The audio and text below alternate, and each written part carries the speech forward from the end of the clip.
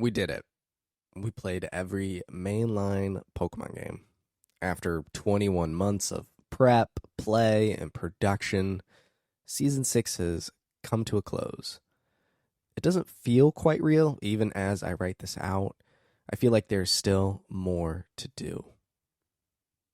The last time I wrote one of these, I was just settling into my new office. Eloise was just 10 months old, couldn't really walk, talk, or go to bed without being swayed for 30 minutes. Now my office feels mostly complete and is entirely functional. And as you can guess, Eloise is walking, talking, and goes to bed in the blink of an eye. Just like podcasting, bedtime requires consistency and a schedule. We had also just launched Super Chapter Select, a membership tier of the show. It gives folks access to longer shows, bonus videos, and exclusive episodes. We designed our Pokemon season to be the launch pad for Super, as we thought the two would gel together well.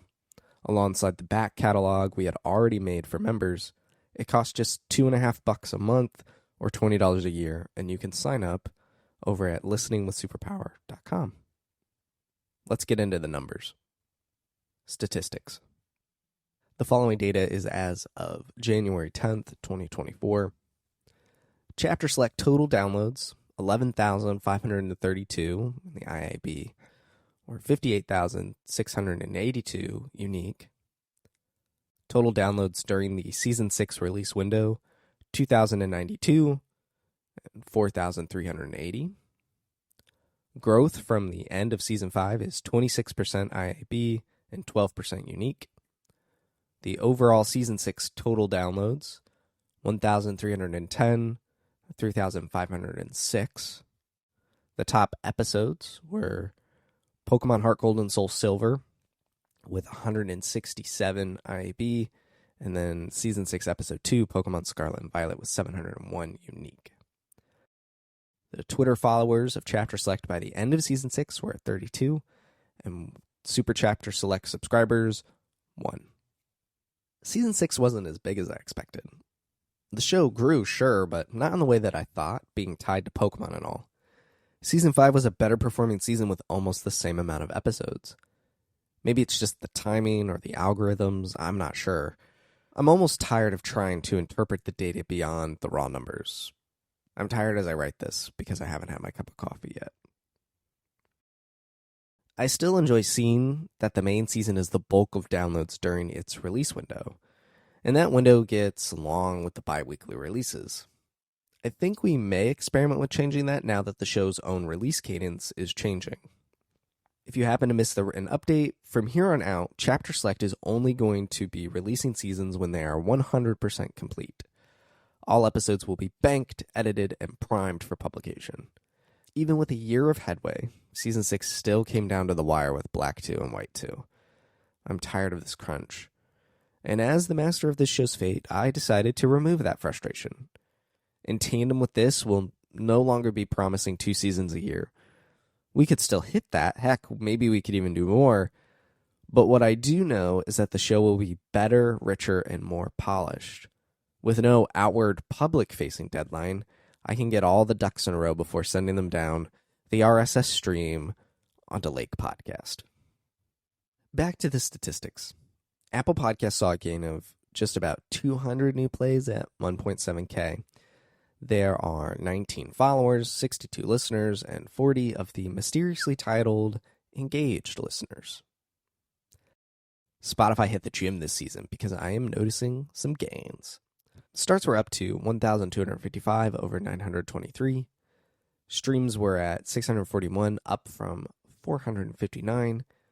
We had 407 listeners and gained 3 new followers, sticking us with 21. YouTube continues to be a place of growth. Season 6 totals are 1,216 as of January 10th, 2024. There was no surprise algorithm shenanigans during this season's run, like last time. I've enjoyed making the video versions of this season in particular, but more on that in the video section. Now that I'm done using Twitter to promote the show, we won't be caring about that stat anymore going forward. A new stat we do care about is the number of Super Chapter Select subscribers, which is just one person, a friend, as of this writing. Our goal is 10 subscribers, and I really thought we'd hit that over the course of this season with the back catalog and all the new content. This is bumming me out, not in a man, I wish this was making me bank sort of way, but in a I think we were making a killer product and I wish more people would see it sort of way. I wasn't thrilled to share this particular stat with you all, but that's the point of these behind the scenes posts. It's time to reflect and see what we can do to improve the show going forward, and that includes membership. There's a pair of stats I didn't cover for Season 4, The Fast and the Furious, and Season 5, Resident Evil. I never talked about the time spent watching, playing, and production. I imagine I skipped the watching stat because that's just the movie runtime. It's the same time span for everyone. And for Resident Evil, I guess I forgot. Well, I remember this time, and we spent a lot of time working on Season 6. The overall play time for myself was 305 hours and 51 minutes, and the overall production time of editing was 46 hours and 13 minutes. I think the show and myself need a break from RPGs. The game time is in line with the average for each entry. That's just what we signed up for when we chose the mainline Pokémon games. The production time was slightly longer than expected. Overall, it is in line with my average formula of taking the recording time, doubling it, and then adding a little bit extra. Some crept outside of that scope, though. I wager it is editing in smaller chunks and long times between recording and edit. I'm reacclimating to the edit more than I'd like. It was rare to get into a deep groove when making an episode. Guest. We had the most number of guests ever this season. A big contributing factor was reaching out early in production and having such a lead time to do so. A side effect of that was being so excited that there were longer gaps between the invitation and the actual recording. I apologize to all our guests that waited longer than we expected. Chris Compendio is a buddy and former co-writer of both myself and Logan from all our DualShockers days. Chris's pursuit of a complete living Dex made them a perfect guest to invite onto the Scarlet and Violet episode. It was a real treat to dig into the Pokedex and have a small DS reunion. Peter Spezia is a longtime friend and inspiration to myself. We've had the pleasure of recording with Peter back in our Millennial Gaming Speak days numerous times. Peter is one of the biggest Pokemon fans I know, especially of Heart Gold and Soul Silver. He was the first person we reached out to. I loved experiencing these stone-cold classics with a fan and expert like my friend. Cameron Hawkins is another DualShockers alum. Cam was smart enough to ask if he could play Emerald instead of the Omega and Alpha remakes.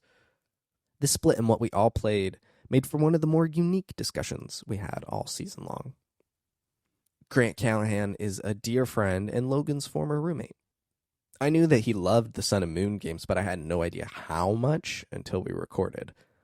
Those games feel like the forgotten generation, and it's a real shame. It was a pleasure to have an Alolan expert on the show. Tomas Franzese returned to Chapter Select to play another infamous game.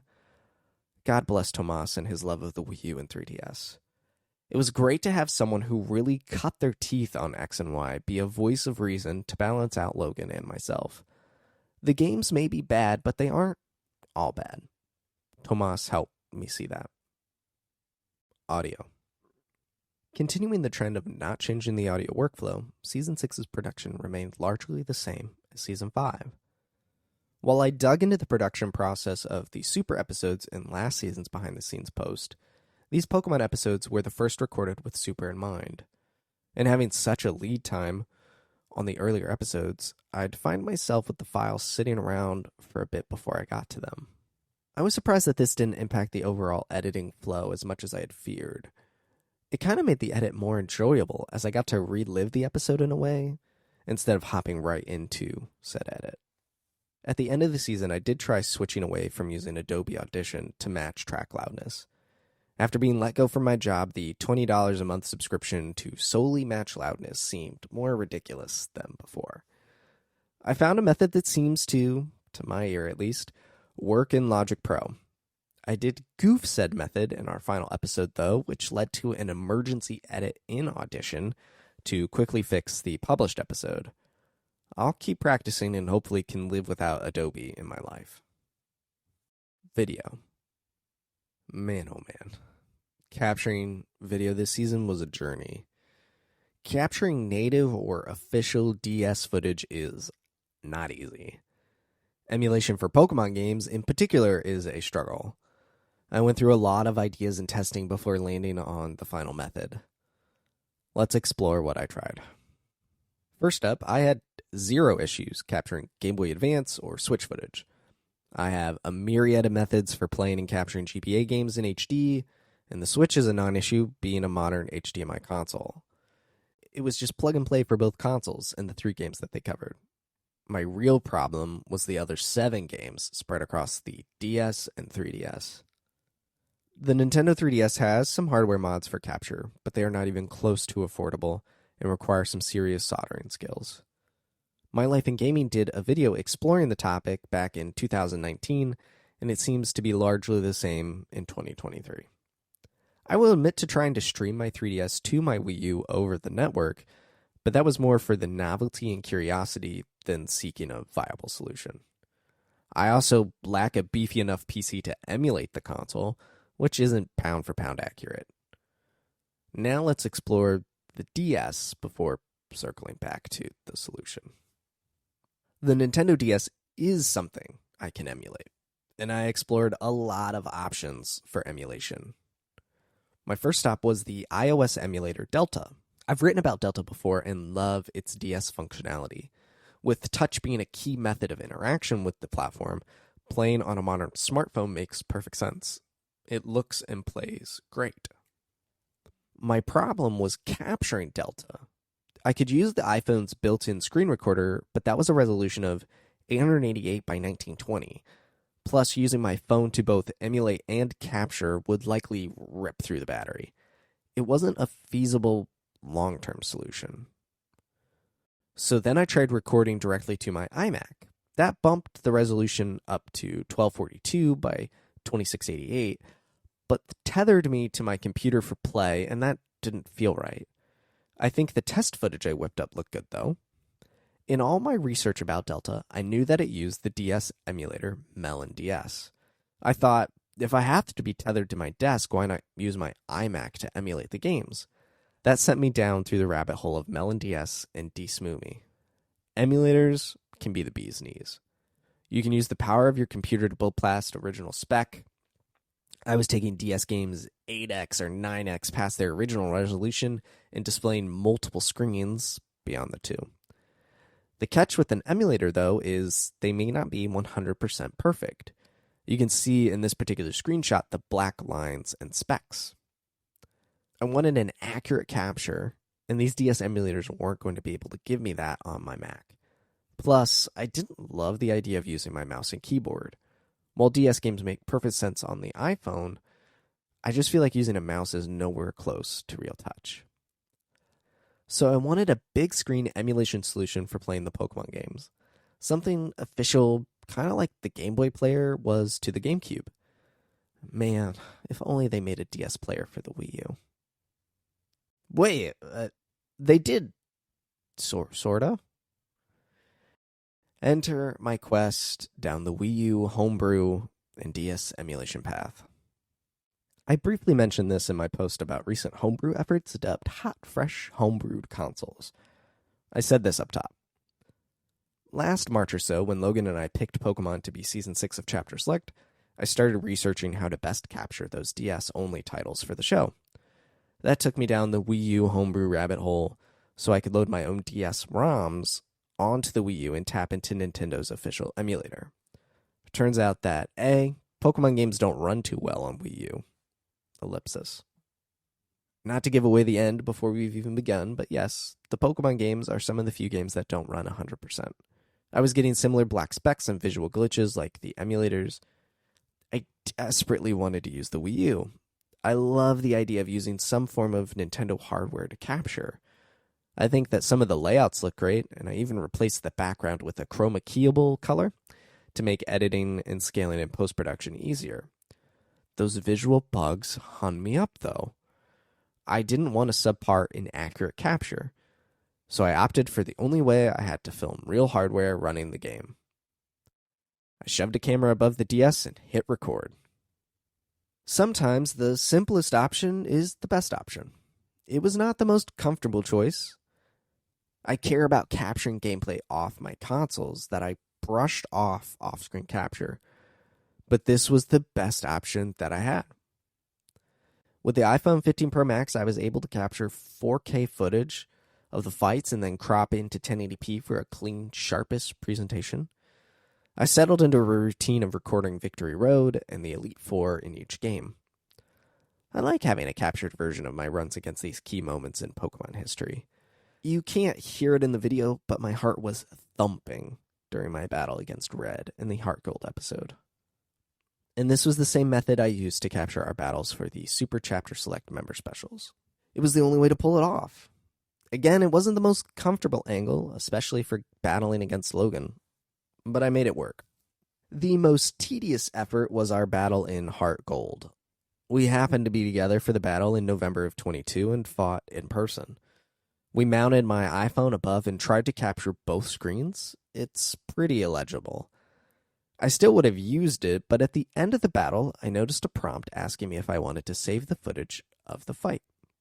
I hit the yes button and figured that I could use an emulator to upscale and record the battle. And it worked, except that the battle did not run in real time, which makes total sense for the hardware and game. So I edited out the battle frame by frame to time it with our overhead shot to look like this. I never want to edit a video like that again, but it was worth it for the series. The member-only battles are seriously my favorite thing that I made last year. You can watch the first one for free and then sign up for Super Chapter Select to see the rest of them. Speaking of them, though, they used to look like this. This didn't feel up to snuff with what I was making for Season 5 Resident Evil, so I sought out new backgrounds. I landed on this border on Etsy by Starberry Vi. It's clean, customizable, and only cost me a few bucks. I loved it so much and had the time that I went back and added it to the first 3 battles that we filmed. Now the entire series is uniform and looks stellar. Art. Much like the video capture, the art took a journey this season. As we went along, I wrote little notes in a timeline. November 7th, 2022, struggling with art concepts. May 3rd, 2023, still struggling, but have made 1 season art temp. July 9th, 2023, still struggling. Have start screen concepts. The Twitter banner I made, I really enjoy. July 31st, 2023, going with the start screen modification with exclusive console borders. My gut reaction concept is tied back to this fan art concept I saw years ago. But after more than a beat to think about it, this was far too similar to Season 2 God of War, with its real-life photography, and Season 4's Hot Wheels bonanza. I try hard to make sure each season art stands out, and this just felt too samey. In May 2022, I found and bought the Johto Mono font by Pascal Pixel over at Super Pencil. It is a beautiful font that captures the Pokemon Game Boy font styling. With that in mind, I toyed around with the idea of using the borders of the game consoles that each game originated on. The initial drafts were simple. They were also illegible as art inside a podcast player. I like the intent and would ultimately gravitate toward a version of this. In a similar vein, I pursued the idea of the art being modified cartridges. This is only an okay idea for the Game Boy carts, since the smaller Advance and even smaller Switch carts don't scale well up to a square. Although I did have fun using my scanner on my collection of Game Boy carts. I was struggling to come up with something unique and within my grasp as an artist and designer. It wouldn't be until a month before release that I stuck a stake in the ground and went with the start screen and console concept. Pokemon has a storied history of special edition consoles dating back to the beginning of the franchise. So I tapped into that history to create borders for the games and their respective hardware. As for what to put in the middle, I stuck with a focus on each individual entry, focusing on the start screens.